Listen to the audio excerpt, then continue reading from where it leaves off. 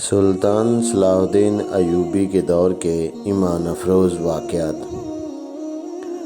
جس وقت قیدیوں کا قافلہ لاشوں کے پاس ٹیلوں میں رکا تھا، اس وقت ساحل پر سلطان ایوبی کی فوج کے کیمپ میں 3 آدمی داخل ہوئے۔ وہ اٹلی کی زبان بولتے تھے۔ ان کا لباس بھی اٹلی کے دیہاتیوں جیسا تھا۔ ان کی زبان کوئی نہیں سمجھتا تھا۔ اٹلی کے جنگی قیدیوں سے معلوم کیا گیا۔ انہوں نے بتایا کہ اٹلی سے آئے ہیں اور اپنی لڑکیوں کو ڈھونڈتے پھر رہے ہیں۔ یہ یہاں کے سالار سے ملنا چاہتے ہیں۔ انہیں بہاؤالدین شداد کے پاس پہنچا دیا گیا۔ صلاح الدین ایوبی کی غیر حاضری میں شداد کیمپ کمانڈر تھا۔ اٹلی کا ایک جنگی قیدی بلایا گیا۔ وہ مصر کی زبان بھی جانتا تھا۔ اس کی وساطت سے ان آدمیوں کے ساتھ باتیں ہوئیں۔ ان 3 آدمیوں میں ایک ہدیڑ عمر اور 2 جوان تھے۔ تینوں نے ایک ہی جیسی بات سنائی۔ تینوں کی ایک جوان بہن کو صلیبی فوج ان کے گھروں سے اٹھا لائے تھے۔ انہیں کسی نے بتایا تھا کہ وہ لڑکیاں مسلمانوں کے کیمپ میں پہنچ گئی ہیں۔ یہ اپنی بہنوں کی تلاش میں آئے تھے۔ انہیں بتایا گیا کہ یہاں 7 لڑکیاں آئی تھیں۔ انہوں نے یہی کہانی سنائی تھی، مگر 7 جاسوس نکلی۔ ان تینوں نے کہا، ہماری بہنوں کا جاسوسی سے کوئی تعلق نہیں ہے۔ ہم تو غریب اور مظلوم لوگ ہیں۔ کسی سے کشتی مانگ کر اتنی دور آئے ہیں۔ ہم غریبوں کی بہنیں جاسوسی کی جرات کیسے کر سکتی ہیں؟ ہم ان 7 لڑکیوں کا کچھ پتہ نہیں، معلوم نہیں وہ کون ہوں گی۔ ہم تو اپنی بہنوں کو ڈھونڈ رہے ہیں۔ ہمارے پاس کوئی اور لڑکی نہیں، شداد نے بتایا۔ یہی 7 لڑکیاں تھیں، جن میں سے ایک لاپتہ ہو گئی اور باقی 6 کو پرسوں صبح یہاں سے روانہ کر دیا گیا۔ اگر انہیں دیکھنا چاہتے ہو تو قاہرہ چلے جاؤ۔ ہمارے سلطان رحم دل انسان ہے، تمہیں لڑکیاں دکھا دے گا۔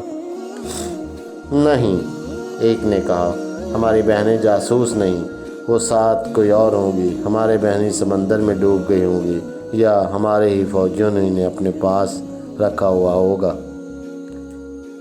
بہاؤالدین شداد نیک خصلت انسان تھا۔ اس نے ان دیہاتیوں کی مظلومیت سے متاثر ہو کر ان کی خاطر تواضع کی اور انہیں عزت سے رخصت کیا۔ اگر وہاں علی بن سفیان ہوتا تو ان تینوں کو اتنی آسانی سے نہ جانے دیتا۔ اس کی سراغ رساں نظریں بھانپ لیتی کہ یہ تینوں جھوٹ بول رہے ہیں۔ تینوں چلے گئے۔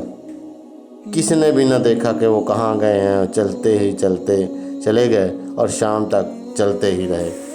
کیمپ سے دور جہاں کوئی خطرہ نہ تھا، وہ چٹانوں کے اندر چلے گئے۔ وہاں ان جیسے 18 آدمی بیٹھے ان کا انتظار کر رہے تھے۔ ان تینوں میں جو ہدیڑ عمر تھا، وہ مگنانا ماریوس تھا۔ یہ صلیبیوں کی وہ کمانڈو پارٹی تھی جسے لڑکیوں کو آزاد کرانے اور اگر ممکن ہو سکے تو سلطان ایوبی کو قتل کرنے کا مشن دیا گیا۔ ان تینوں نے کیمپ سے کچھ اور ضروری معلومات بھی حاصل کر لیں۔ یہ بھی معلوم کر لیا کہ صلاح الدین ایوبی یہاں نہیں، قاہرہ میں ہے۔ شداد کے ساتھ باتیں کرتے جہاں انہیں یہ معلوم ہو گیا کہ لڑکیاں قاہرہ کو روانہ کر دی گئی ہیں، وہاں انہوں نے یہ بھی معلوم کر لیا کہ ان کے ساتھ 5 قیدی بھی ہیں۔ یہ پارٹی ایک بڑی کشتی میں آئی تھی۔ انہوں نے کشتی ساحل پر ایک ایسی جگہ باندھ دی جہاں سمندر چٹان کو کاٹ کر اندر تک گیا ہوا تھا۔ ان لوگوں کو اب قاہرہ کے لیے روانہ ہونا تھا، مگر سواری نہیں تھی۔ یہ 3 آدمی جو کیمپ میں آئے تھے، یہ بھی دیکھ آئے تھے کہ اس فوج کے گھوڑے اور اونٹ کہاں بندھے ہیں۔ انہوں نے یہ بھی دیکھا تھا کہ کیمپ سے جانور چوری کرنا آسان نہیں۔ 21 گھوڑے یا اونٹ چوری نہیں کیے جا سکتے۔ ابھی سورج طلوع ہونے میں بہت دیر تھی۔ وہ پیدل ہی چل پڑے۔ اگر انہیں سواری مل جاتی تو وہ قیدیوں کو راستے میں ہی جا لینے کی کوشش کرتے۔ اب وہ یہ سوچ کر پیدل چلے کہ قاہرہ میں جا کر قیدیوں کو چھڑانے کی کوشش کریں گے۔ سب جانتے تھے کہ یہ زندگی اور موت کی مہم ہے۔ صلیبی فوج کے سربراہوں اور شاہوں نے انہیں کامیابی کی صورت میں جو انعام دینے کا وعدہ کیا تھا، وہ اتنا زیادہ تھا کہ کوئی کام کیے بغیر اپنے کنبوں سمیت ساری عمر آرام اور بے فکری کی زندگی بسر کر سکتے تھے۔ مگنانا ماریوس کو جیل خانے سے لایا گیا تھا۔ اسے ڈاکہ زنی کے جرم میں 30 سال سزا دی گئی تھی۔ اس کے ساتھ 2 اور قیدی تھے، جن میں ایک کی سزا 24 اور دوسرے کی 27 سال تھی۔ اس زمانے میں قید خانے قصاب خانے ہوتے تھے۔ مجرم کو انسان نہیں سمجھا جاتا تھا، بڑی ظالمانہ مشقت لی جاتی اور مویشیوں کی طرح کھانے کو بیکار خوراک دی جاتی تھی۔ قیدی رات کو بھی آرام نہیں کر سکتے تھے۔ ایسی قید سے موت بہتر تھی۔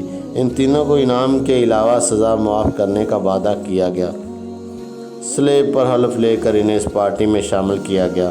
جس پادری نے ان سے حلف لیا، اس نے انہیں بتایا کہ جتنے مسلمانوں کو قتل کریں گے، اس سے 10 گنا ان کے گناہ بخش دیے جائیں گے، اور اگر انہوں نے صلاح الدین ایوبی کو قتل کیا تو ان کے تمام گناہ بخش دیے جائیں گے اور اگلے جہاں خدائے یسوع مسیح نے جنت میں جگہ دیں گے۔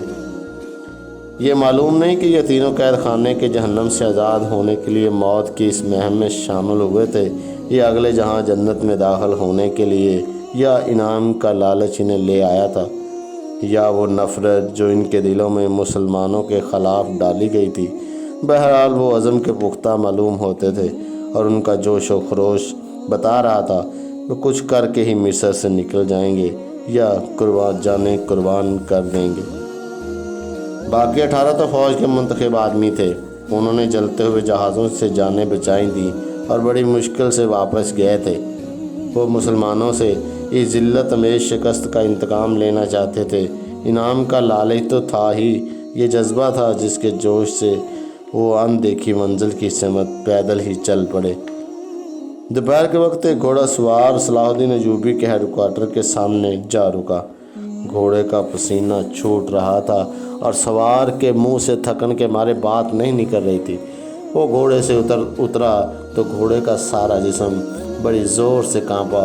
گھوڑا گر پڑا اور مر گیا۔ سوار نے اسے آرام دیے بغیر اور پانی پلائے بغیر ساری رات اور آدھا دن مسلسل دوڑایا تھا۔ سلطان ایوبی کے محافظوں نے سوار کو گھیرے میں لے لیا، اسے پانی پلایا، اور جب وہ بات کرنے کے قابل ہوا تو اس نے کہا کہ کسی سالار یا کماندار سے ملا دو۔ سلطان ایوبی خود ہی باہر آ گیا۔ سوار اسے دیکھ کر اٹھا اور سلام کر کے کہا، سلطان کا اقبال بلند ہو، بڑی خبر لایا ہوں۔